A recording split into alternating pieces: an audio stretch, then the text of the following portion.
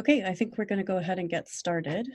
I want to welcome everyone to the Bread for the World Institute and Closing the Hunger Gap Racial Equity webinar.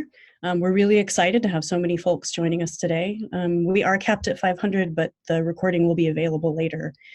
You can use the Q&A box to ask questions, and we'll have time at the end of the session for questions, and those will get sent our way. And if you have any technical issues, please use the chat box to let us know. For the time that we're going to have together today, if I could have the next slide.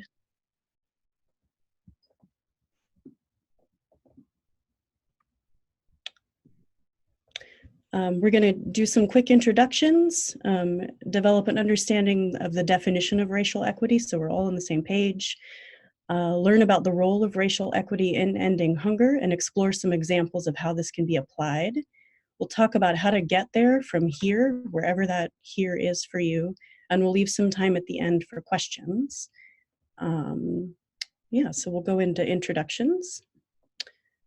And I'm Amanda Nickey. I'm with Mother Hubbard's Cupboard, or the Hub, in Bloomington, Indiana. And the Hub is a member organization of Closing the Hunger Gap, and I'm a member of the leadership team.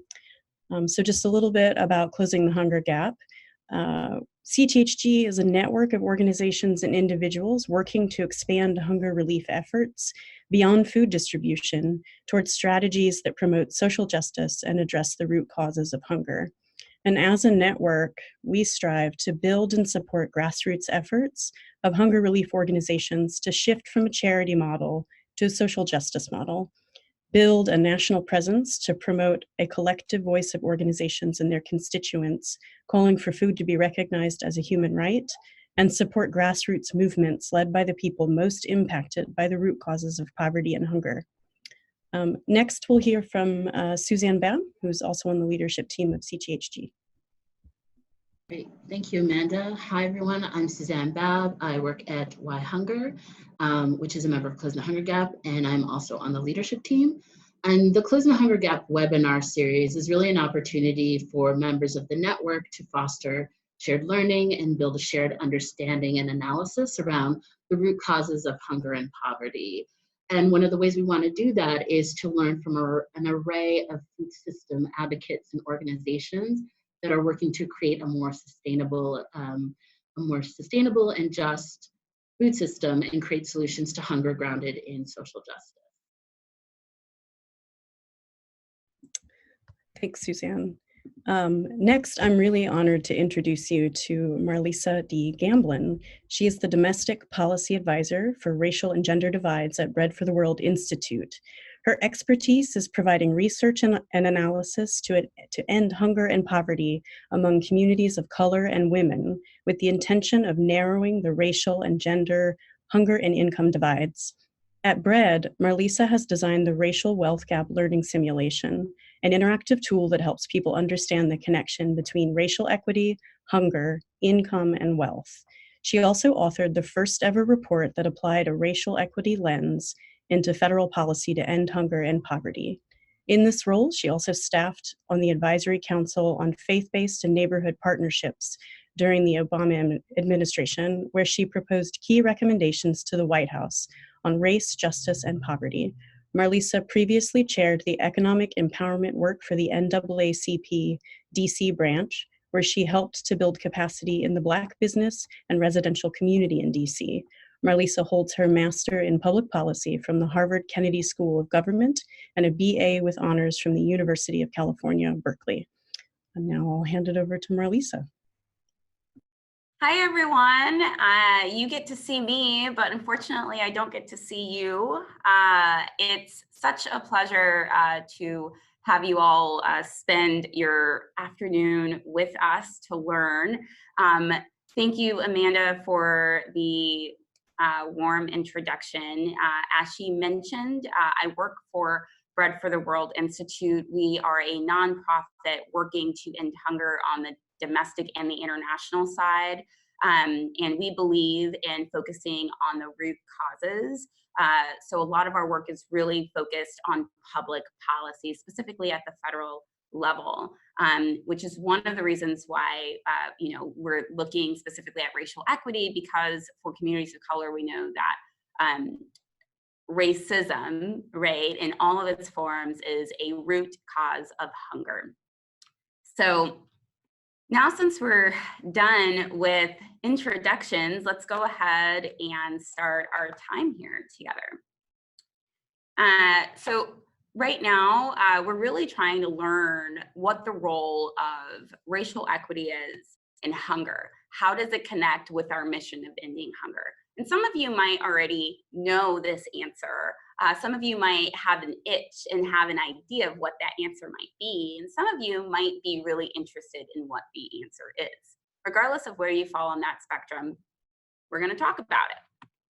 So here is a graph that was informed by analysis that I did. I just essentially kind of looked at data from the US Census and plugged and chugged a lot of statistician work. And we were able to develop this graph. It essentially shows food insecurity in the United States over the last 10 years. What's interesting is if you see in 2007, this is before the Great Recession, of course, and with that, we see that communities of color are experiencing hunger at higher rates than their white counterparts.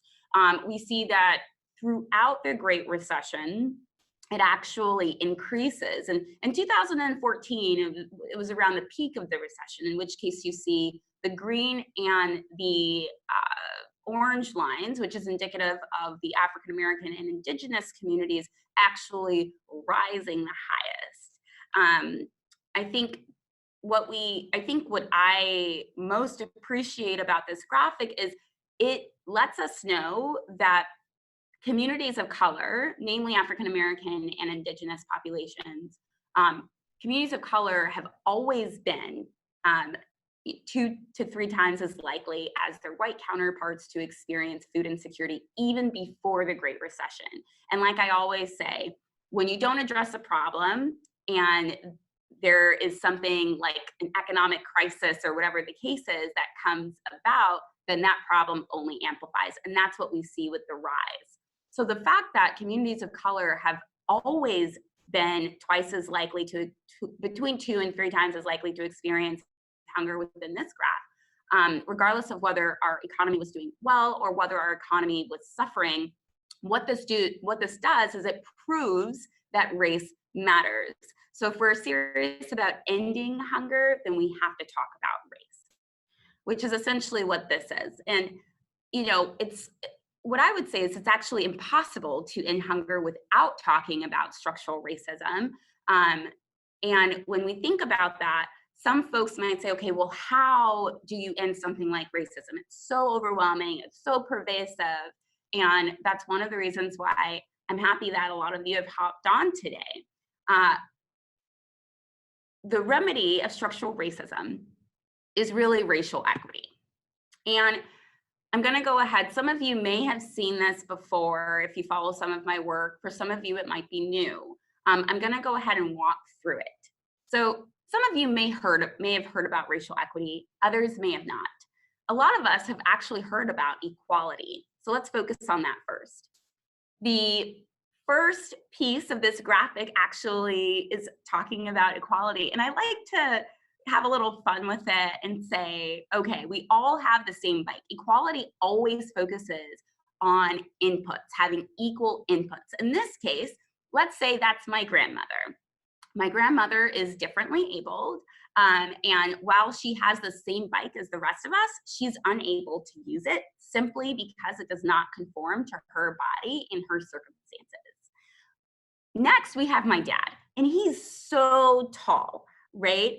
What's interesting about it is while he's able to ride the bike, he's not able to ride it optimally, right? And it's because it doesn't conform, again, to his body and his circumstances, in this case of being taller. For me, I like to say my hair is blowing in the wind because guess what? The bike that I have actually conforms to my body and my circumstances, so I'm able to ride the bike optimally. And then I like to say that that's my youngest sister, the one to the right. She can barely reach the pedals. And unfortunately, she's not able to ride the bike optimally like I am. That's equality. It doesn't focus on the outcomes, it focuses on the input. So it's all about giving people the same thing, right? We see that this actually does not help with ensuring that everyone has the same outcome, right? The difference with equity, the biggest difference, is it focuses on outcomes. So the cool thing about equity is because it focuses on outcomes, just think of it in terms of targeted inputs based on your circumstances and your needs. So with my grandmother, you see that in the new model of equity, it actually conforms to her body and her circumstances. She's able to ride the bike. With my father, he has a slightly larger bike that is able, again, to conform to his body and his circumstances. For me, I'm able to have one that conforms to my body, my circumstances, and the same with my younger sister. Notice that these are all different inputs, but we are able to receive the same output, which in this case is what? Being able to ride our bike optimally. When we think about it in terms of racial equity, it's quite the same thing. Just think about all of these different folks being different communities of color, right? Every community gets its own bike.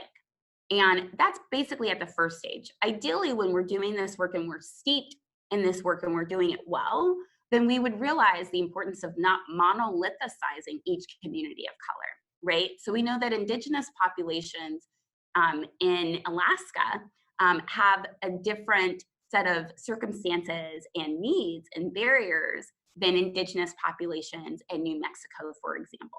So being able to contextualize it even more is very, very helpful. So now, since we have the difference between what equality is and what equity is, let's start to talk about how you actually understand what those targeted inputs are to actually apply a racial equity lens. So there are three key components. The first component is historical trauma. We don't have to get super wonky on this term. It's just a history of trauma, right? Two examples might be for African Americans, slavery, and for indigenous populations, the colonialization, land takeover, and genocide that they encountered with European arrival. Those are big pieces of historical trauma, for examples, that we can see actually impacted people over generations, right?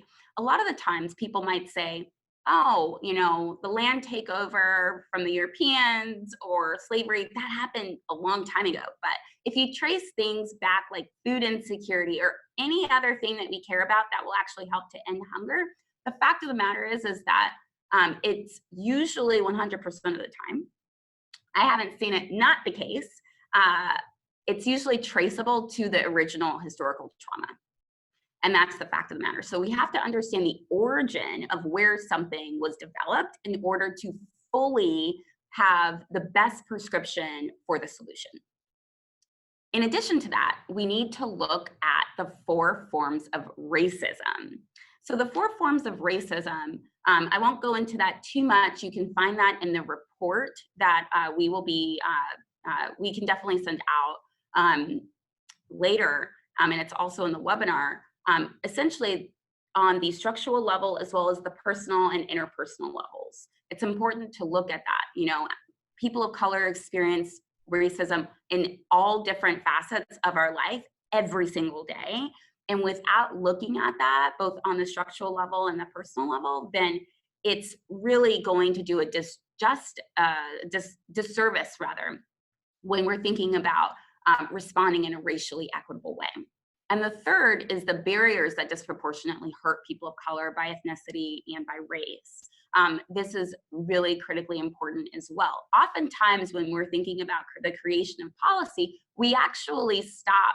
We only do the barriers that disproportionately hurt people of color without looking at the 4 forms of racism and without taking into account and founding our analysis and our recommendations on the historical trauma.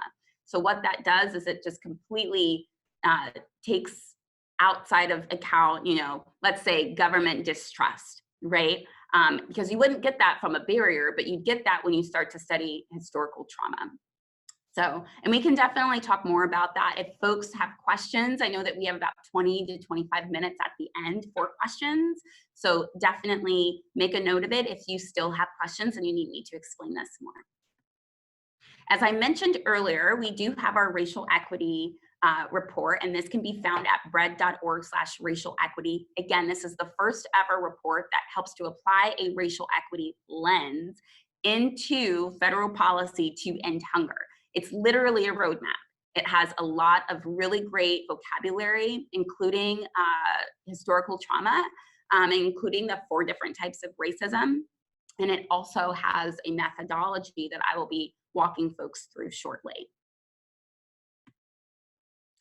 All right, who's excited? I know I feed off of energy. For folks who have seen me speak before, you know that I really love to hear feedback.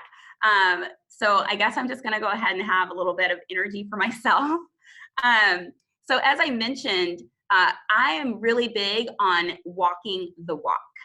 So with that said, it's not only important for us to kind of, produce a paper that says, hey, this is how you apply racial equity lens into policy. It's important to walk the walk to actually use the same methodology that I designed, right? And use it in the creation of how this entire report was designed as well, right? So there's a lot of questions of how do you get there? And something I noticed, especially because with this report, it was supported by 25 other organizations in the anti-hunger community. And a lot of folks were saying, I want to do this work, but I'm struggling with how. So this is really the reason for this methodology. There are 5 stages that I outline that I think all of us should go through if we're really serious about applying a racial equity lens into policy. And the thing is that it can go beyond policy. It should go beyond policy into how you design your programs and how you work as an organization as well. The first stage is to not assume that the program or policy does not already apply an equity lens. So this is really interesting. When we're thinking about a lot of the anti-hunger policies and programs, we think about SNAP and WIC and child nutrition, and a lot of those really focus on the class equity piece. I'm not saying that they fully deliver on class equity, but that is something that they prioritize and that they promote. They promote it in the sense that you are able to qualify as a result of being in a household that earns below a certain threshold in terms of income. So in that, it's an acknowledgement that people who live in households who are receiving lower wages are not receiving the same amount of support, right, to get to the same outcome, in this case, nutrition, but there are obviously many other examples outside of that. So in SNAP and WIC and in child nutrition, you see that they try to promote class equity. They have not fully gotten there in terms of, applying this lens holistically and equitably, but nonetheless, it's important that we acknowledge what they have done. With stage 2, it's analyze the outcomes for each racial and ethnic group. Now, this might seem, a little simple, but the fact is that unfortunately, and I say this as a researcher too, this does not happen nearly enough. We normally get, with these programs, it's like kind of broad sweeping data analysis. So something along the lines of there are blank million people benefiting from SNAP, or there are blank many people benefiting from WIC, or who are now no longer food insecure because of child nutrition programs. It's not as disaggregated as it needs to be by race and by ethnicity. So for example, in WIC, we see that there's some data that's disaggregated, but it separates African Americans and it looks at Latinos separately, and it doesn't necessarily intersect the two because we know that we have Black Latinos, for example. Another piece is that sometimes that data doesn't exist, but you need to understand where those outcomes are so that we know where, how much the disparity is, right? Remember, racial equity is all about equal outcomes. So if that's the case, then we need to understand how unequal these outcomes are first, so we know how much targeted support we need to provide and where, because not all communities of color are the same. The third stage is around analyzing why and how the outcomes of each racial and ethnic group are different. Okay, this is critically important. Remember when we talked about in the last, the 2 slides ago, we talked about the importance of looking at historical trauma. In other words, looking at the history of intergenerational trauma that communities of color have experienced here in the US. This is critically important because while communities of color have experienced some historical traumas that are similar, it's not the same. And because it's not the same, you have to respond differently. But if we don't have that history grounded, that helps ground us rather, then we will prescribe the same exact bike, right, or policy or program for each community of color, instead of making sure that we have specialized bikes to meet those needs and circumstances. So an example I can give you that I think shows an example of historical trauma is in breastfeeding. So we know that African-American women and Indigenous women have the lowest breastfeeding rates out of any racial or ethnic background, and especially compared to their white female counterparts. Well, that's kind of how it is for analyzing. It's essentially, I think, like between 3 and 4 times less likely compared to white counterparts to breastfeed. And there are a plethora of reasons, right? We can't just leave it there. When we analyze why and how, we see that there was a similarity in terms of familial separation, but there was a difference in terms of the historical trauma. So African-American women, who were brought to the United States and enslaved, before we were enslaved, we were breastfeeding, and we were proud to do that. And there were no disparities in terms of that, because that was part of our way of life, right? When we were brought to the United States and when we were forcibly enslaved, then we were also forced to breastfeed our master's children, which a lot of people don't know. What this did was, over generations, you see that there's that parental separation from the children. You see that Black children and Black babies were devalued in a way where we did not receive the nutrients from our first food in terms of breastfeeding, right? We did not receive that. And in many ways, over so many years, that was a huge trauma, not only health-wise, but also culturally, when you're thinking about just the trauma associated with being forced to breastfeed someone else's kid and not share that moment with your own kid. Then there's resentment towards that practice that builds up. So that's the historical piece, right? But then you also have the present day racism, which essentially is in the form of job segregation by race and gender.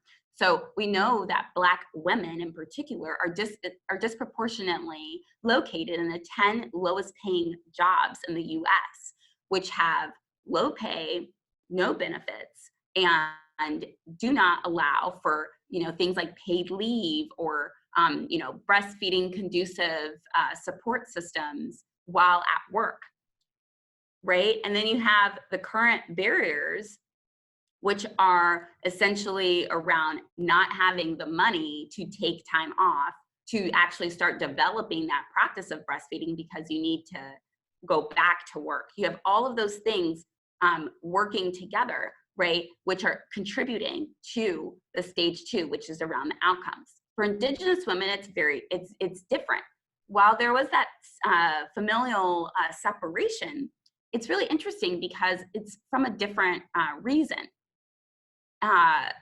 We see that with boarding schools, Indigenous children were forced to leave a lot of the times different reservations where their families were living so that they could essentially assimilate into white American culture.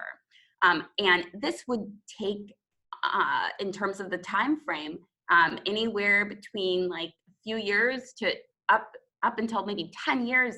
And those cultural practices of passing down the first foods, you know, in the form of breast milk and other cultural customs were unfortunately lost. You see that happed over generations. So again, similar in the form of racial oppression, kind of creating the conditions rather for familial separation, right? But in different contexts, okay? So it's important to understand the why and the how, the outcomes. And a lot of the times as researchers, as advocates, we don't necessarily take this time, and it's incredibly important for us too. Because again, the solution will be different. And in that case, it would be different for WIC programs, right? In terms of breastfeeding and in terms of approaches, you might try something different for African-American women versus Indigenous women versus Native Hawaiian women versus Latino women versus, you know, all of these different things. The fourth stage, being mindful of time, is to use a racial equity approach to ensure that experts of color are equitably engaged in leading this project and shaping the narrative. So I am proud to say that I was the lead author as a person of color with lived experience with poverty. I am happy to say that, you know, I was the lead author, and the two other support authors were also women of color, one of which also had lived experience. And I am very proud of the fact that we actually, in our methodology, expanded our understanding of what expert meant. So a lot of the times expert might mean, oh, you have your master's in public policy and all these different things. And yes, that's fine. But my mom, who didn't graduate from high school, is an expert in racism, sexism, and classism and the intersection of that from her own right in terms of personal experience, right? So what we did was we equalized lived experience with academic attainment. And I think that's incredibly important, making sure that not only you equalize it, but you invite people of color to actually lead this charge and shape the narrative. Because of both of those reasons, we probably know what our communities need the most. The fifth stage is to consult with people of color doing this work. So this is incredibly important just because, you know, we might find ourselves being siloed and only focusing on a subpart of the population doing this work as opposed to everyone. And at all stages, we need to make sure that we are practicing or promoting rather equitable engagement. And equitable engagement is different than participation. You will see that on the methodology on the first page, and again, we will send these resources out. Again, equitable engagement is about people of color having power in terms of decisions. So people of color are involved at all stages. Normally, it's participation, you know, people of color are called to participate where the idea is already formed. We're called to give feedback, but then there's no accountability to make sure that that feedback is actually being taken into account, right? With equitable engagement, it's all about making sure that people of color are at the table from the beginning, the inception of the idea, right? In addition to making sure that people of color have the equal outcomes of power, right? That's racial equity. Equal outcomes of power to make the decisions and to veto if, you know, that decision is not racially equitable. This makes sure that people of color have a right to have their voices heard and actually are part of the inception, as well as the feedback process, as well as the implementation process and the evaluation process. That's how it should look. And that's certainly how it was for this paper, where experts of color helped to think through the inception of ideas. We talked about it as well when we had some ideas, and then they approved the idea. So all of the recommendations that you see are approved by people of color with lived experience. Okay? All right. Marlysa, I'm going to stop you for just a second. Yes, there's a button in the top right corner of your screen called Swap Shared Screen View. If you will hit that button, right now you're appearing as the center with your picture versus, and the slides are showing up as a thumbnail. Okay. Oh, that's really bad. Okay, so what should I? There should be a button in the top right corner of your screen that is swap shared screen video or view. All right. Technical difficulties. Sorry, y'all. Sorry, folks. So I can go ahead and hit news share, show grid video. I'm not entirely sure. It should be in the top right corner of your Zoom box screen. Top right corner, I see more. So disable participants, show names, hide video panel, share computer sounds, optimize share for full screen video clip. No. What I can do is give you control over it if you'd like. Sorry, you all. Just go ahead and try to cope with us for a minute as we try to figure this out. Marlysa, on the side, you should see like the different screens of different people. Yes, it's at the top of that one. If you go to the top there, it's on the right-hand side. Is it a grid? It's not the grid, it's the one to the right of that.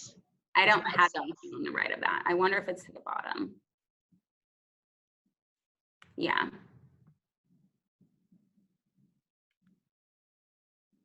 I wish I did, but I don't. Well, people are saying that it seems like it's been resolved and people can see the slides, so. Okay, really? It's to be working fine, yeah. I've gotten quite a few messages from that, so I think we're good. Please interrupt me, one of you all, if for whatever reason, folks cannot see the slides, because I definitely want folks to see the slides. Cool. Okay, so just to confirm before we go on, and if folks can go ahead and just share at the chat box, can you see the slides in the full screen right now? And if folks can just go ahead and respond. Yeah. Everyone's saying yes, we're good. Okay, great. So sorry. I had no idea, but we are working through the technological glitches, and we will make sure that everyone has the recording. And hopefully I'm dynamic enough to where you were still able to follow along. Given time, I'm gonna go ahead and go straight to some of the research findings. So after we applied that methodology to the report, what we did was we looked at we applied that methodology to 3 of the flagship anti-hunger programs: SNAP, WAKE, and Child Nutrition. We won't have time to go through all 3 programs, but we will focus specifically on SNAP. This section is essentially us sharing the 6 main ways that each program, regardless of where they fall, how they can promote racial equity.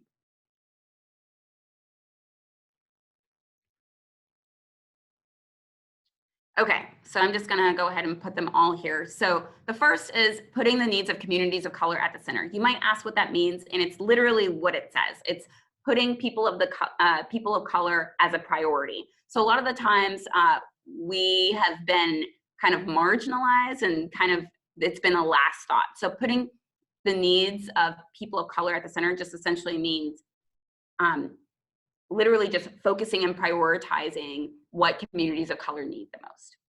It's literally what it means. All of the programs could promote racial equity by expanding inclusivity. Unfortunately, there were different restrictions in each program, right? And they could all stand a chance in terms of promoting racial equity by actually expanding inclusivity. An example for SNAP would be to make sure that there's no loophole for states to ban SNAP for folks who are returning from jail or prison. We know that in 12 states, African Americans are 10 times as likely to be over-ticketed, stopped, incarcerated, so on and so forth. So,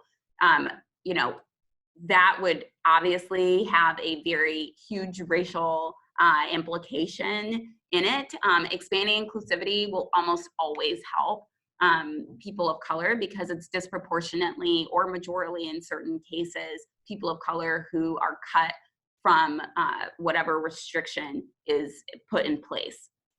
The other piece is that they all should start strengthening equity-centered approaches to make it easier for folks to access. So we know, if we know that people of color who are receiving SNAP are also receiving WIC, but because of all of these years of structural racism and residential segregation and so on and so forth, that as a result, you know, many of these areas are also transit deserts, and they work in the lowest 10 paying jobs in the US, that it takes a lot for folks to go across town to one agency, spend hours on the bus and spend hours in the agency, and then turn around and go to the opposite side of town for another service, as opposed to making sure that it's actually in your home neighborhood and it's a one-stop shop, meaning that everything is working in the same area and is co-located,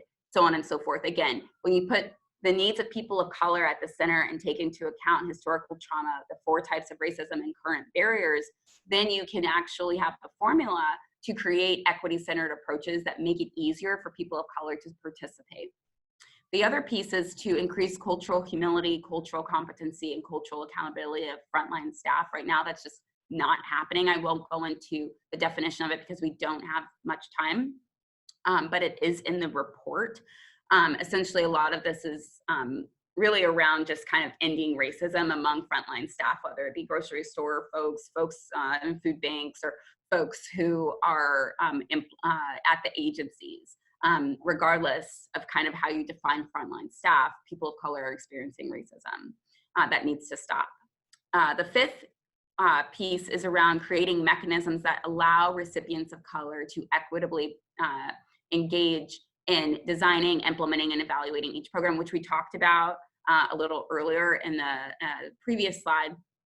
And the 6th is to make sure that we're strengthening the collection and disaggregation of data. So when we looked through the methodology, I mentioned that there's a lack of data sometimes, or sometimes, you know, people are not, are kind of like forced into like one group or another. So then you miss folks who fall into kind of both intersections. We really need to strengthen our data in order to have a better understanding of where those disparities are. So there are 7 recommendations for SNAP, and this is really what we're going to be focusing the majority of our time on. Unfortunately, because we don't have much time, we are only going to focus on about 2 or 3 recommendations. I'm just getting a time check for myself. So we're going to focus on the 1st recommendation, which is to increase monthly SNAP benefits. The 4th recommendation, which is to improve equity by removing barriers. And the 5th one, which is around the frontline staff piece that I mentioned earlier. So the 1st recommendation for how SNAP can apply racial equity lens more concretely, you will find on page 19 of the report. It's to increase monthly SNAP benefits.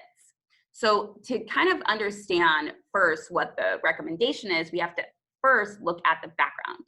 So in this case, we see that, you know, the Thrifty Food Plan assumes so many things. It assumes that people do not run out of food each month. It assumes that healthier options are not more expensive. And it also assumes that participants have more time than they do to actually prep. And remember, we know that people of color are disproportionately segregated into the 10 lowest paying jobs, which means that they have even less time to prep for their food.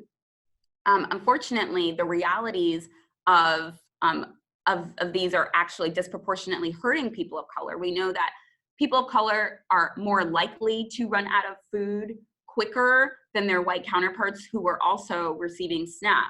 We also know that less expensive food options are canned, and people of color, due to generations of historical trauma and deprivation and so on and so forth, are predisposed at higher rates to things like diabetes and obesity. But canned foods are super sugary and super salty with a ton of preservatives, And what does that do? It feeds obesity and it feeds diabetes. In addition, we know that because of forced migration patterns for communities of color, as well as public policies that have intentionally segregated communities of color, that what this does is not only does it create food deserts, but it also creates conditions to where food prices are way more expensive. So when interviewing one person who was an indigenous woman living in a reservation in the Northeast, she mentioned that she has unfortunately seen a pound of apples for $14, which is crazy. When we think about maybe an inner city, maybe, you know, a pound of apples might be closer to $7 at a CVS, where you can really get it for closer to around $3 at a regular grocery store. So now, since those are the barriers, let's talk about some solutions, right? The solution is to make sure that you are increasing monthly SNAP benefits based upon family assets. Why?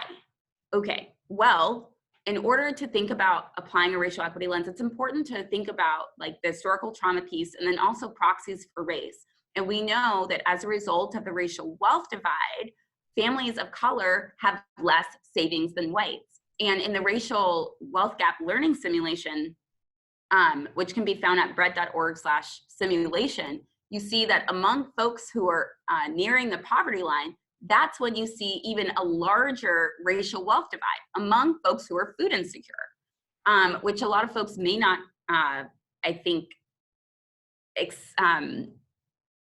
expect, but that's the reality. So if we're trying to target low-income communities of color, then it's important for us to say, okay, let's do it based on assets, since we know that the racial wealth divide actually increases among families who are food insecure, who would be receiving SNAP benefits, right? And by doing that, we're making sure that we're targeting people of color. We're making sure that we are accounting for the fact that because of them working disproportionately in the 10 lowest paying jobs, that they are earning less, which means that they have less disposable income for things like food. In addition, they are more likely to live in areas that are being predatory on their current disposable income. So again, having less money for food. So taking into that account so that, again, they can experience the same outcomes, right, of not running out of food at higher rates than their white counterparts who are also receiving SNAP, but then optimal outcomes in terms of nutrition for maybe someone who is also higher income. With the fourth recommendation, and still being mindful of time, there are a few barriers. So the first barrier, for the fourth recommendation, it's really to improve equity by removing barriers to access. You can find this on page 23 of the report.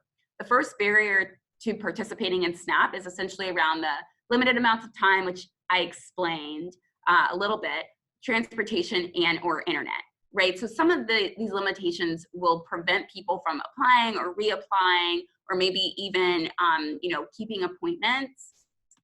A recommendation for that is to make sure that we are expanding the options for people. So have the option to apply online or be interviewed over the phone instead of always having to go in person, because maybe you have to take 2 buses, or maybe you have to take time off and be threatened to lose your job, or whatever the case is. The other piece is it's important to note that states that have done this, some states have actually limited the regular business hours that they were open. That's a no-no. We want to make sure that the people who need the most support are receiving it, and that they're not receiving less. So it's important to say this and this, not this and let's cut this. And that's where some states have gone wrong. The other piece is to make sure that SNAP caseworkers are actually informing recipients of color of their option to receive low-cost wireless connection through AT&T. They have a program to help low-income households receive that. And that will be a lifesaver for many folks, so that they don't necessarily have to go in person, but again, they have the option to, if that's what they feel the most comfortable with. Another way that we can improve barriers to the access piece is making sure that we're helping with the purchasing, right? Making sure that people are not prevented from purchasing and making food. So with that, we see that the lack of time and the transportation are the key barriers to that. So many people reported only being able to go to the store maybe every 2 or 3 weeks, and some people reported going once a month, which again, this makes sense when you're thinking about, okay, well, what are you gonna get that lasts for a few weeks or for a month? You're gonna get canned goods because they have long shelf lives. So the recommendation for this is to mandate that USDA and other state agencies explore the possibility of a partnership with grocery stores and delivery services, and that it would not come out of SNAP benefits. So this would help with the issue of time and for transportation, and it would also help to ensure that people actually have opportunities to receive fresh food on a weekly basis that's nutritious to your body, as opposed to being forced into canned goods that are not good for things like diabetes and obesity. The other piece is to co-locate services, which I alluded to in the beginning of our webinar. Co-locating services that essentially take time off for transit, take time off in terms of money spent, take resources off in terms of recipients spending money for transportation. And again, it's less time to take off of work. All of those things combined, in addition to the fact that local areas and states should also expand transit subsidies for low-income residents. Some localities have, but it's important for us not to kind of stay stuck in this. Unfortunately, there needs to be more happening. We need to apply a racial equity lens into our transit system as a whole, and how we think about transportation as a human right and as part of an asset in the community level and also on the household level. So the third barrier to this is essentially interviewees reporting discrimination of SNAP caseworkers and other frontline staff, from grocery store clerks to folks in food banks, whatever the case is, essentially having racist attitudes. We'll talk more about this in recommendation 5. When we think about removing barriers to access, the customer service piece is huge, because if you are encountering racism, then you will probably not feel comfortable accessing whatever the program is. So when we talk about that, this recommendation also aligns with recommendation 5, which is to strengthen the hiring, training, and accountability of frontline staff. That's incredibly important.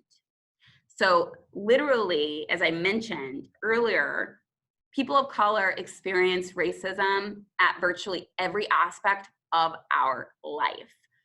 Every single interviewee, not one said no to this. Every single interviewee said that they themselves experienced racism, whether it was in the form of stereotypes, refusing to speak in a native language, or refusing to give resources in a native language. Some of the racism was subtle, some of the racism was overt. Either way, this reinforces the importance of applying a racial equity lens, not only to the design piece, which we've talked about so far, but also to the implementation piece. That's incredibly important. So how are these programs being implemented, right? How are they being received by the people of color that they're supposed to be empowering? So with the recommendations, there are actually a few. The first being require SNAP caseworkers to have both an anti-racism and an implicit bias training, and make it a requirement and an ongoing thing for all employees. The second is to build an accountability. When we think about historical trauma, the fact is that there has been a lack of response to communities of color, and our voices have not been heard. That is critically important with the historical trauma piece, because then there's a lack of trust between our communities and the agencies that are supposed to be serving us. So it's critically important to build in accountability that ensures that complaints are actually followed through in a serious manner, and that there are consequences, and that people of color and communities of color, they're feeling like their concerns are actually being replied to, and there's that sense of responsiveness, right? The next one, and perhaps one of the most important ones, I think, is to take steps to ensure that current and former recipients of color from that community are representatively employed to be the frontline staff. So it's important to make sure that the overall staff makeup of every single office, of every single agency, make up the racial and ethnic makeup of the community being served. Having people of color with lived experience of both racism and food insecurity, they are themselves experts, period.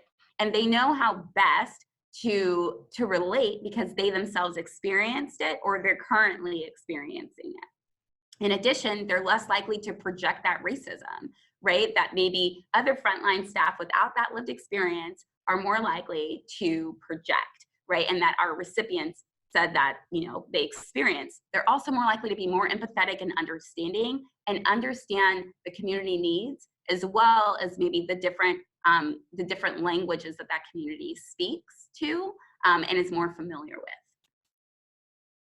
So with this one, this gets at essentially racial equity in terms of staff makeup. And again, that goes for SNAP, that goes for all agencies, it goes for food banks, it goes for any service,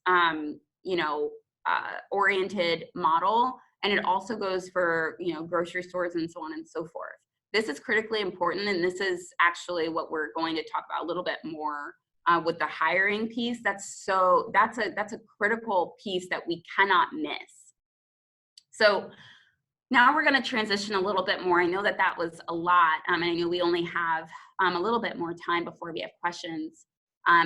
Is how do you get from here, right, with like where we are now as an anti-hunger community? A lot of us are kind of dipping our toes in the water and learning about this topic to there, right? A lot of what we worked on in the report, a lot of what we are hoping for in terms of our goals from the report, a lot of what you heard just now. So first, we're going to talk about what you can do individually. Second, we're going to talk about how to navigate this within your organization. And third, we're going to talk about how to transform your organization for the future. And for this segment of our webinar, I will be inviting Suzanne and Amanda back on so that they can provide their inputs as well. I will go ahead and start with what you can do individually. So certainly use the racial equity methodology tool. This was in the invitation. We will send it out again. This should be something that you use in every project when you're planning an event or a conference, or your boss is asking you, okay, we're trying to figure out which bill to support, or we're trying to figure out how to end hunger, or how to best approach this policy, or maybe you're trying to research a topic that will influence something, or maybe you're planning some type of, any opportunity, it doesn't matter. Using this methodology is critically important. It's something that you can do without your boss's approval. So it's something that you can do individually right now, starting today. And that's the biggest thing. What can you do now?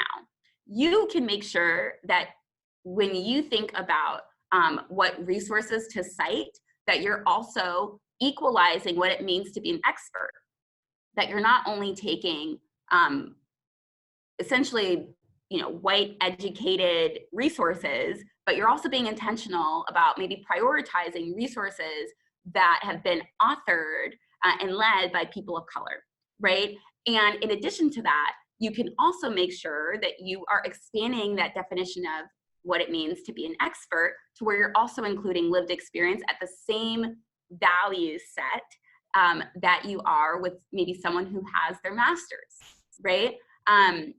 So that's big. making sure and determining a process for decision making. Let's say you are making a decision on, you know, what policy or what program your job is going to prioritize, making sure that people of color are not only participating, right, in this, but that they actually are equitably engaged from the beginning and have real power. Another piece is even thinking about a conference or an event, you know, in terms of equal outcomes, because that's what racial equity is all about. Well, what are the current outcomes, right? Maybe we only have white speakers and maybe one Latino speaker, and that's the only speaker of color that we have. Well, when you look at all of the different racial groups, you are able to see, okay, we have this amount of white speakers, maybe one Latino speaker, no African American speakers, no Native Hawaiian speakers, so on and so forth. You go down the list, and then you're actually able to see, oh, okay, well, if I am focusing on racial equity, then that means that this needs to be at this level. So what can we do, right? And you're now prioritizing making sure that people of color are, you know, equitably represented on the front stage. And then you're also thinking about, okay, well, what about the content, right? I shouldn't be the one making it by myself. Let's go ahead, get people of color at the table who have real power in shaping the narrative of the conference. So those are just a few examples. The methodology has a litany of questions in each stage. So it's not just the 5 stages. It has questions that are very, very specific and helpful that will guide you through each stage. And on the 3rd page, I will say this before I turn it over. It has support for predominantly white organizations who are kind of in that transition mode, which I think a lot of our organizations are in that transition mode. And we have those questions of, okay, well, what should I do in order to start equitable engagement work with people of color? Because we're not necessarily as representative within our staff.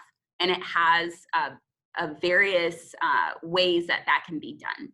So I'll go ahead and I'll just open it up to Suzanne and Amanda, see if you have any more thoughts on the individual piece before we go to how we can navigate this work within our own organizations.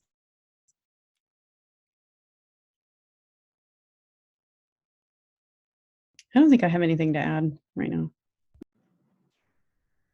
I think looking at some of the how to navigate this when you're within your organization or how to transform your organization, really looking at hiring practices and looking at where do you list job postings and really thinking about non-traditional places. You mentioned this before, Marlysa, but I've heard of a few organizations removing the educational requirement altogether and really looking at experience and the whole range of experience, not just work experience, but lived experience, organizing experience, community experience as well. Looking at your overall board and leadership team in terms of the staff and what is the makeup of that, and is that reflective of your equity vision? Looking at the staff makeup as well, looking at the pay equity structure. Are people being paid equitably? Where are staff in terms of who's in leadership, who's in programs, who's in operations, and what's kind of the racial makeup of that? And then one other thing I'll add is looking at how you use your resources to support people of color-led organizations that are working around hunger and poverty. And there's a couple of ways that you can share resources. It's either through funding or sharing space or supporting their campaigns and messaging, or helping to co-write a grant with an organization that may not have the capacity to do those things. I'll say another thing, and something that came up as we were working on, planning this webinar for you all, is how to navigate this within your organization. And Amanda, it'd be great to maybe have you chime in as well. I think some tips and best practices for gaining buy-in is to essentially make sure, and I have this written down, to essentially make sure that you have that you're not the only person at your organization who is fighting for it. I think, not only does it create burnout, but folks may not necessarily hear you in the same way as they might hear another person who doesn't talk about this stuff at all.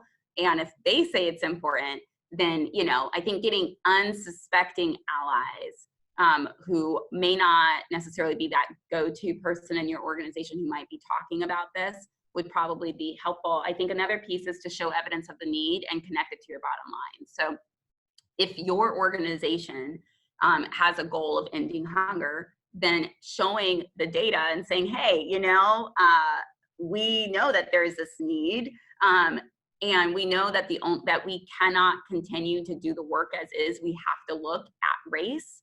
And as uncomfortable as it is, we know that the data shows us that, because when the economy was good, people of color were still suffering the most in terms of having the higher rates of food insecurity. So that is a grim reality, and it's hard and it's tough, but we have to focus on race. And this will actually help to accelerate our bottom line. And if we can accelerate our bottom line and show funders that we're accelerating our bottom line, we'll get more money, you know? And like, there's kind of like, there's different ways. I have found that many organizations using the simulation is actually a really good step to getting organizational buy-in. So a lot of organizations have done it with a small group of people, maybe 4 or 5 of folks who, you know, are still kind of, you know, they're the usual suspects of folks who are in your organization who might be like really excited and committed to this work. And then they would expand it out, you know, to maybe each of them invite 2 or 3 other people. And maybe it might be like a lunch thing, you know. And then after a while, you know, there's like kind of buzz in the office of, oh, like, this is really interesting. And then, you know, it's positioned in a way where, you know, you start to get other folks involved with more power. And being able to do the simulation is so quick. It's a low hanging fruit. It's not hard for folks to participate, and it's only about 30 minutes of your time, depending on how you structure it. So I found that particularly with anti-hunger organizations and starting the conversation, that's been helpful, because it's helped to kind of bring everyone on the same page as for why we need racial equity. Because a lot of folks, I think, are from the mindset of not understanding the whole picture. Amanda? Yeah, I mean, I agree with everything that's been said. We used the simulation at our organization recently, and it was really helpful for the folks in the room to better understand this issue and to get at those details. I think often we kind of skip over looking at things that closely, and it makes it easy for us to think that one solution is right for everybody and not try to look at things too deeply. And I think for me, thinking about if you're in your organization, but you're kind of in this mid-level position and you want to try to influence what leadership in your organization is thinking, like I think that's often where we find ourselves being the most challenged, is like, how do we get the people in our organization that have power to understand this? And that's why I think this resource, the report, and that simulation is really useful. The other thing that I think about is within Closing the Hunger Gap, we've developed an 8-point checklist that includes a lot of things that organizations can just start doing right now that really kind of blend a lot of this from your presentation as well, Marlysa. And I think we can share that after the webinar too. But it's looking at things like, who are we hiring? What are our kind of internal practices? How are we talking about issues and problems? Like, what are we measuring as success, and those kinds of things. But I think it's all really related. Yeah. Do you all want to go on to the questions, or maybe the last slide before the questions? Okay. So thank you all for attending. We're so honored to have you all spend your afternoon with us. If you want more information on racial equity, please go to bread.org/racial equity. Feel free to email me.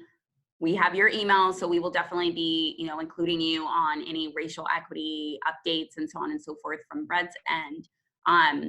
We are also starting the first ever Racial Equity and Hunger National Learning Network. So this will be an opportunity for organizations all over the nation to come together to really learn about how to apply racial equity lens within their anti-hunger, anti-poverty organization more concretely. So whether it's from the internal side, whether it's from the external side with policy, whether it's from the communication side, whether it's from the advocacy side. We're going to talk about it all.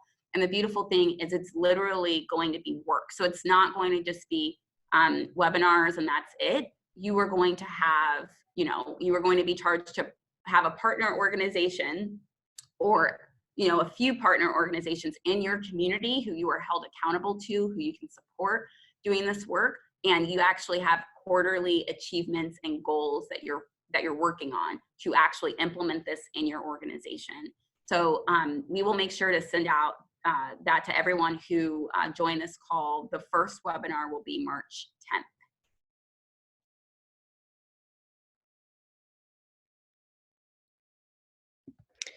And then if you're interested in learning more about closing the hunger gap, you can go to our website, thehungergap.org, or email us at cthg.email@gmail.com.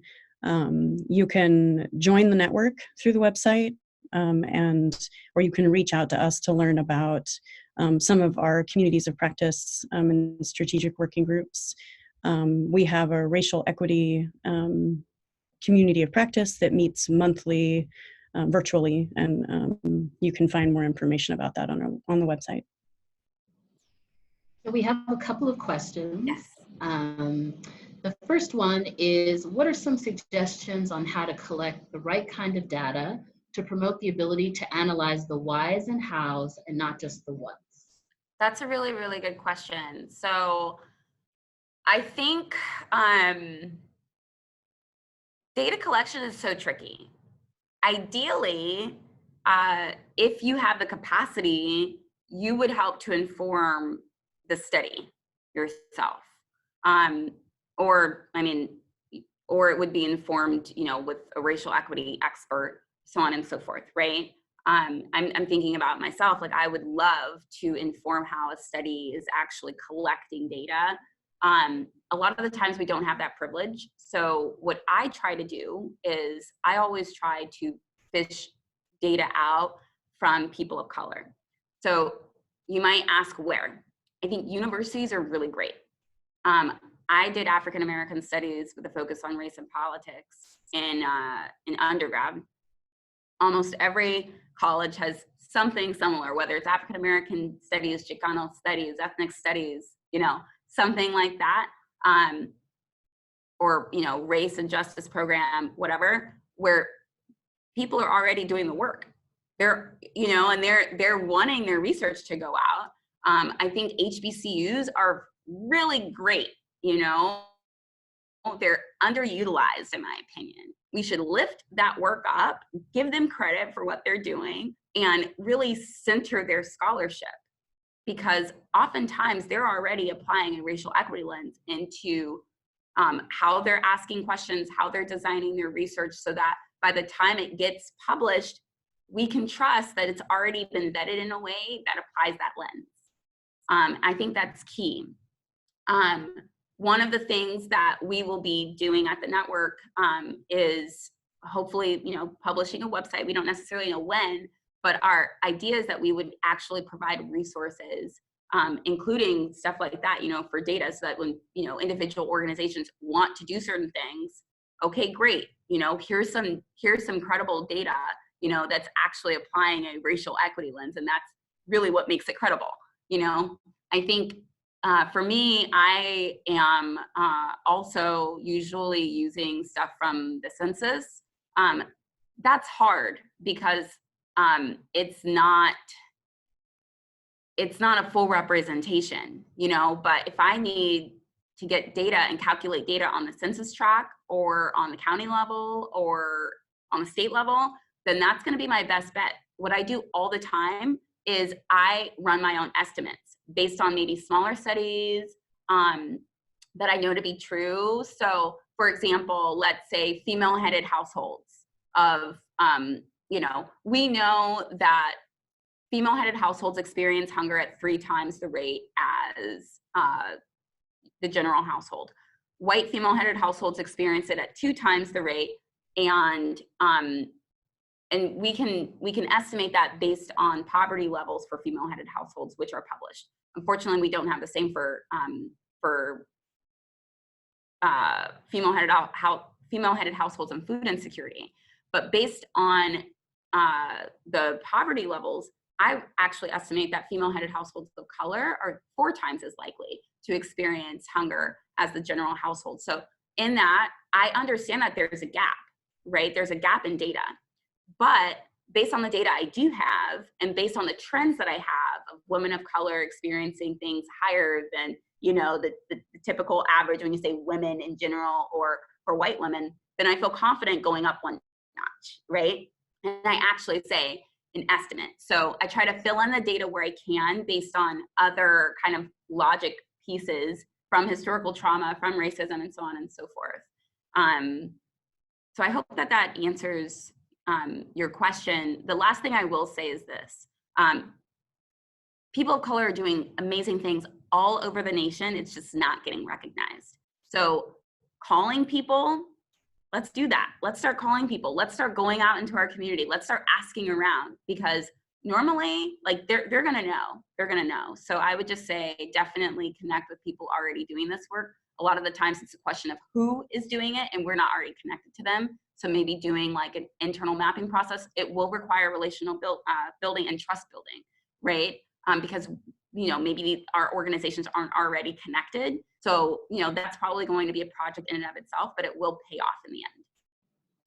Great. And if other folks have other suggestions on places where we can find this data and research that's done by people of color, feel free to type it into the chat box. Yes. If you have questions, you can type that into the Q&A box as well. So the next question is, what are your thoughts on programs that show impact, for example, for food insecure families, but haven't yet addressed that racial equity lens fully? Do you stop expansion of the program while you engage more of those experts, or do you expand and focus on bringing in that lens? So I think SNAP is a good example. It's shown impact, right? We know without SNAP that households, regardless of race, would be more food insecure, and certainly households of color would be more food insecure, you know. I think it's important to make sure that any expansion happens with this lens.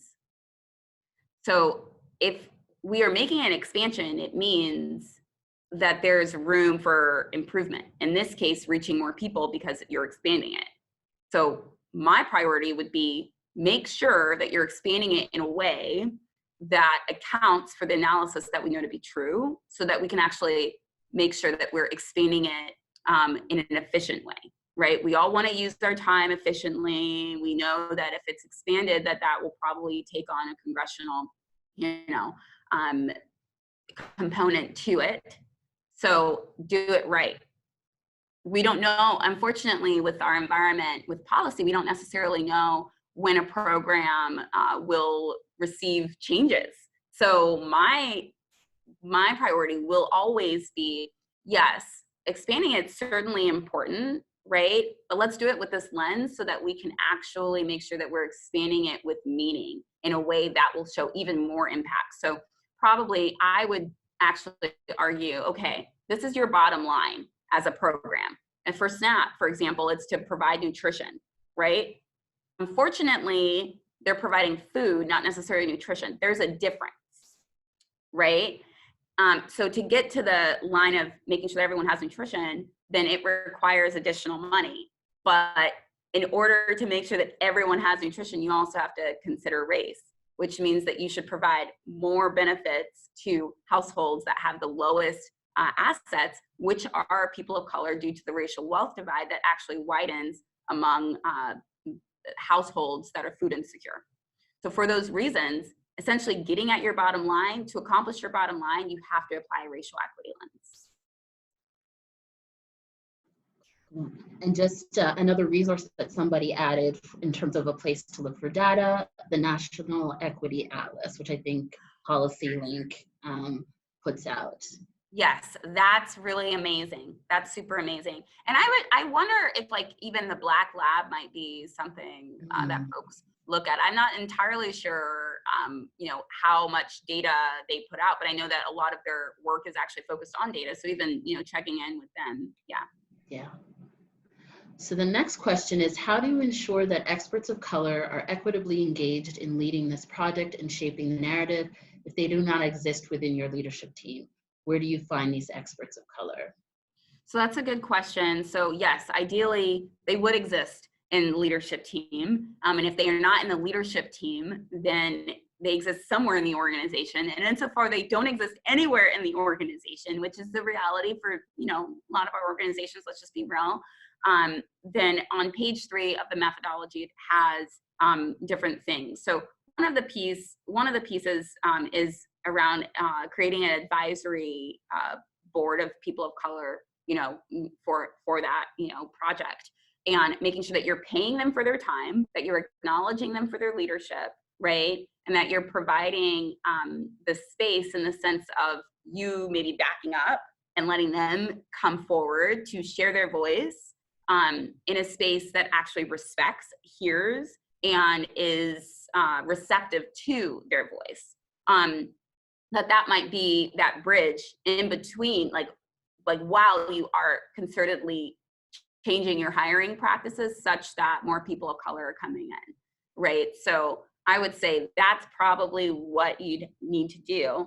Maybe an advisory board, maybe a consultant of color who is not necessarily, it doesn't necessarily have to be a formal consultant, right? I think we maybe like overrate and we use that term too much, but maybe an expert of color with lived experience, you know, who can speak to these issues, who can help shape it, but again, needs to be paid equitably and needs to be, you know, actually put in the forefront of, okay, like she or he actually led these efforts, you know?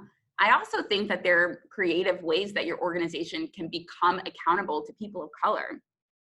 So how are you accountable to people of color who are living in low-income households? You know, is there an advisory board? Do you like check in with them before you make a decision where they have veto power? There's all these creative different ways. Again, any participation for communities of color, it needs to definitely be paid because of the racial wealth divide. You know, there's the historical trauma of looking at essentially not only appropriating ideas of people of color, but also stealing ideas of people of color. There's that historical trauma piece. So they need to be recognized for their work. They need to be paid for their work, and there are creative ways that you can do that. Whether it's by partnering with an organization that is led by people of color, not led by a person of color, and it's a predominantly white organization, but a organization that was created and led and is for people of color, because there's a difference. It could be that, it could be an advisory board, it could be a consultant. All of these things need to take place though while you're changing the demographics of your team. And I think a question that is kind of connected to this question was, how do people of color show their, I think expertise is what they're asking. In a predominantly white space? I'm not sure that's the extent. So maybe the person can add some additional information. And maybe we'll move on to the next question, and if they could clarify. Oh, yes, in white spaces. Okay.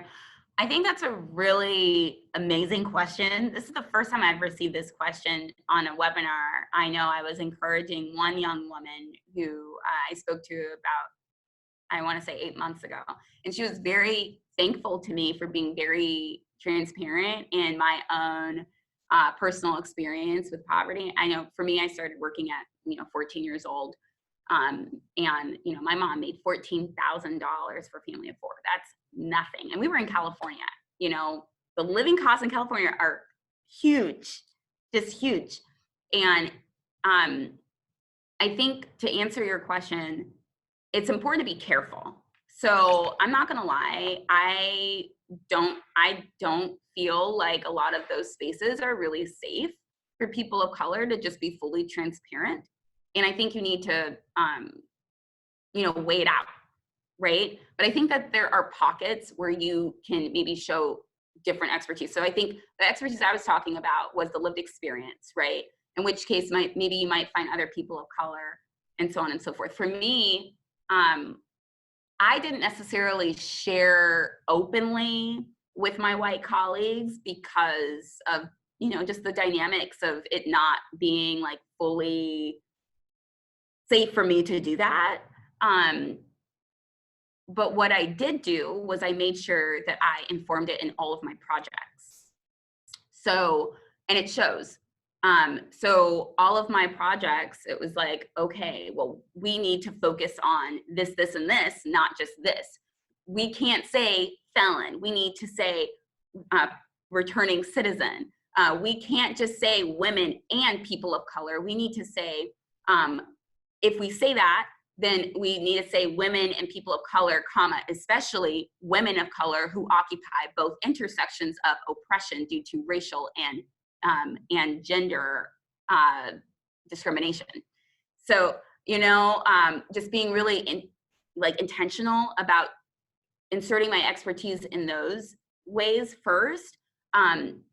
And kind of when I edited people's stuff, I would actually say, oh yeah, give it to me. I can provide feedback. I was very intentional about that. Okay, well, with me providing feedback, okay, I can actually provide my lived experience of being a woman, of being a person of color, of living in that intersection of racism and sexism, right? At the same time, I can also insert my lived experience of having lived in poverty. So we're talking about these issues. It's like, probably we shouldn't say low-income people. You know, that could be a little problematic. Like, let's think about language here. You know, probably we shouldn't say serving the poor. That's a bit problematic and really offensive.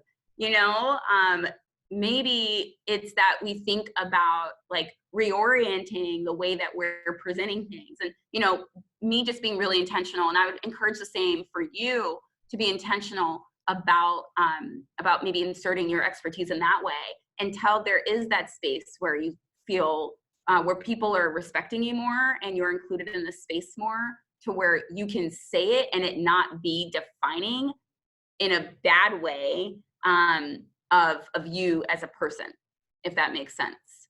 And I think another piece of you being able to get there is identifying other women other people of color who you can just kind of like chat with and like see like what has worked for them, what has not.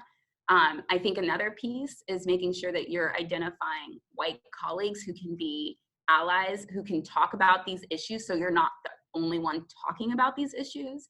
And in that, I think when you start to share, like, people will be, I think, a little less, I don't know, a little less maybe in attack mode. Thank you, that's really helpful. A lot of people have been adding resources, and we're gonna include them in the email after. One that someone mentioned was Black Epi Matters, which is epidemiology researchers of color, is another resource for data. We've got a lot of questions, but we've only got a couple more minutes, so I'll try and fit in a couple more. The next one is, how does our staff bring in lived experience of people of color to begin creating an equity lens when we don't have people of color on staff? And then they say, I know that's a problem. Should we pause on creating an equity lens until we have people of color on staff? That's good. So I wouldn't say pause on the equity lens. You always need to be moving forward, but certainly making sure that people of color are in the are hired are critically important. Note though that if the goal is people of color being hired only, then that will actually turn into a complete disaster, because what we've seen, especially over the last 30 years, is a lot of predominantly white organizations hiring people of color because their goal was diversity. And what this has actually resulted in is the processes have not changed internally in terms of the culture and so on and so forth. So it's maintained a white space culture, which has really ostracized a lot of people of color and not allowed them to kind of show up in their full self with their lived experience and everything else that makes them them, that makes them qualified, and that makes them the best candidate for the position that they filled. What this results in, unfortunately, is a lot of people of color becoming frustrated and leaving that same organization that focused on hiring them. So again, it's important to not make diversity the goal if you're doing racial equity work, not equity in general, because I think that's what was in the question. Racial equity. If you focus on racial equity, you have to focus on class and you have to focus on gender. If you're doing racial equity well, then you will include poor women of color or women of color who, see, and I even did that myself, which is problematic because I shouldn't say that. But women of color with lived experience of poverty, right? Like myself. So I think it's important for them to start doing racial equity work, not just equity, because when you focus on equity, usually the racial equity piece gets watered down, left to the wayside because it's the hardest piece. So racial equity work, start on that, and hire a consultant and start to figure out, okay, like, what is it about our internal processes that need to change? Because part of the internal processes would be hiring, but that's not the only internal process. It's the internal process of how decisions are made. It's the internal process of how people of color are heard, you know, and all those things. And I would say some of the ways that you can get people of color with lived experience at the table would be to, similar to what Suzanne mentioned, which is to really reevaluate what you're valuing as an organization in terms of qualification. A lot of people will say, oh, well, you don't have your master's or you don't have a bachelor's. And it's like, well, look at the historical trauma, right, of people of color being excluded from these predominantly white spaces. Look at the racial wealth divide, which is exacerbating this. There's all these different things. So saying that is actually a racially charged statement, and a lot of people don't realize that, right? I think also making sure, for me, when I hire folks, including my interns, for example, I'm like, I want to know your passion and your commitment. That's what I care about the most, actually. I also care about your lived experience. You know, that's what's going to drive people. You can provide skills and, you know, capacity building and so on and so forth, but I want to know those. I want to know those things. That's not superficial. And I also think that there are plenty of ways that you can target that, right? Like if you're an anti-hunger organization, let's say you're a food bank, you're already serving the people who should be the ones making the decisions. So let them know that you're hiring. It's that simple. It really is. If your goal, and if you value as an organization, I want a person of color with lived experience with poverty, and that's literally like a criteria of personal experience with racism, personal experience with poverty. And it's and, not or, but it's and, you know, passion for the work, and understanding of the community we're serving. If those were the highest priorities, then we would shift the way in which we actually start ranking candidates, you know? Thank you. Well, I think I have time. you Just do. so you know, I have a little bit more time. So if you want. Okay, maybe two more questions. If folks, you know, I understand if folks have to get off the call, but if folks can hang on, we'll answer a couple more questions. I mean, this is a really good sign. There's so much great info here that people really want to dig into this. Someone asked, I'd like to hear your thoughts about applying a racial equity lens to our work without the appearance or feeling of tokenism by people of color. That's really, really good. That's so good. I actually just read an article in the Medium called From Pet to Threat. And essentially it's like, you know, when a person of color is kind of looked at, you know, and they're not necessarily looked at as a threat at this point. And, you know, pet is essentially synonymous with like tokenism, you know. And usually it's not like a lot of people of color, you know, it's usually just, you know, a select few within that predominantly white space. And then when you kind of start to speak up, then you're seen as a threat. So then it becomes less of a tokenism and more of just like, it's still racism, but just in kind of a different form. So one of the ways I think it's important to, I would say, not reinforce tokenism would be to a variety of ways. One, I think it's important for people to be educated on what tokenism is, because I think a lot of people unconsciously do it. I know when people find out I go to Harvard, then there's certainly tokenistic elements that might come into the conversation, you know? So making sure that people know like what what that is so that they don't do it, because honestly, that's how we've been socialized.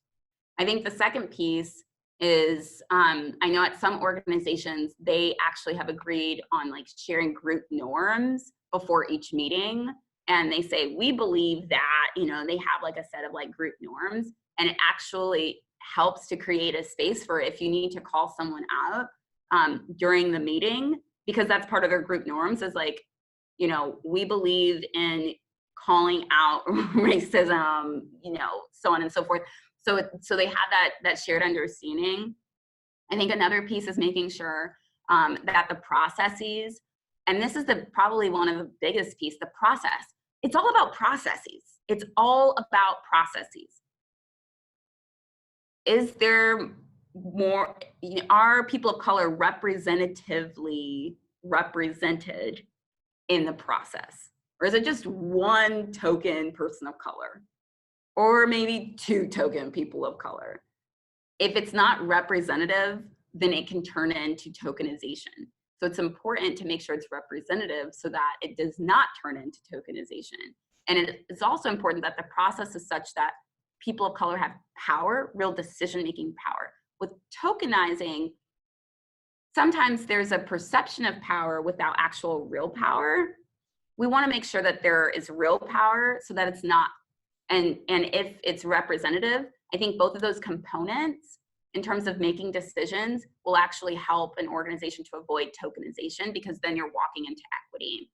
And I would say my last piece is to make sure that you are partnering with white allies who can call other white allies, who can call other white colleagues out for tokenizing, and who can be really key in modeling how to equitably engage people of color. Amazing. Thank you so much, Marlysa. We'll have to end the webinar there, but we are recording this and we'll send out the recording to everybody. We're taking note of all the resources and everything that everyone shared. And the link for the National Learning cohort, is that going to be out soon somewhere?